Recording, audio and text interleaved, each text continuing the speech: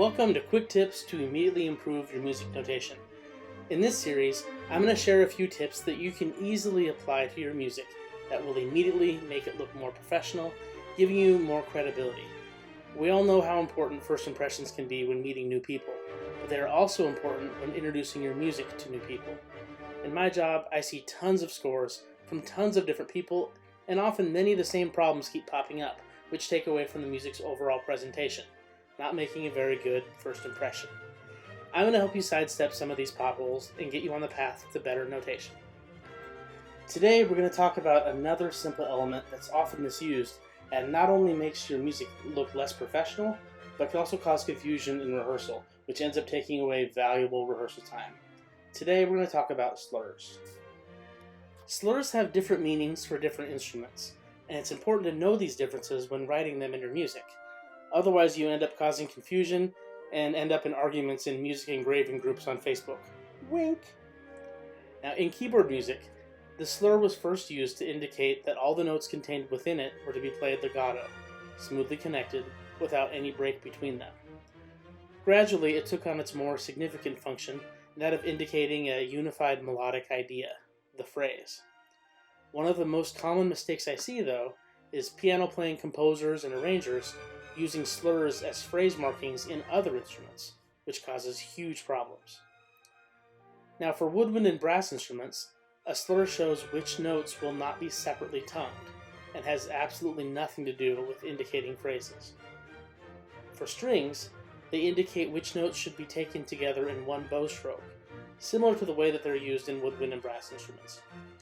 For singers, slurs show the number of notes connected together on one syllable, whether it be a short two-syllable element or a longer melisma.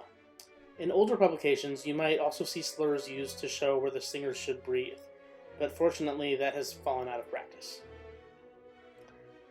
Now, the two most common slur-related issues that I often see are slur location and slur duration. If every note in a slurred passage has its stem in the same direction, then the slur goes on the note head side. If the passage contains notes with the stems going in both directions, it's usually best to put the slur above the staff. Don't make the mistake of assuming that your notation software is going to place the slurs correctly. Some programs do a great job, some of them do a less than great job. Now here's the big one. When slurs are placed over a passage that ends with a tied note, the slurs should extend all the way to the last note of the tie, rather than ending on the first note of the tie. Here I'm showing you several examples demonstrating what I mean. Now there is one possible exception.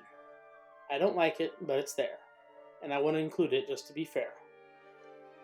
At some point, you might have a pickup note slurred into a very, very long sustained pitch. In this case, it could be argued that the slur actually creates more visual clutter without adding any clarity. This is the one time where I'll allow you, since I have that power, to slur just up to the beginning of the last tied note. I don't like it, and I've never had to use this myself, but in the spirit of being open to other ideas, I will allow this, although I'll probably be grumpy about it. Now, there are, of course, many other rules and regulations regarding slurs, but the ones covered today are the most common issues that I see in my role as a music editor, engraver, and instructor. In most cases, there are very easy fixes, but they will immediately make your music look more professional. Thank you for watching. Please jump up and down on those like and subscribe buttons, then pass this around to your composition studios and to your friends and colleagues.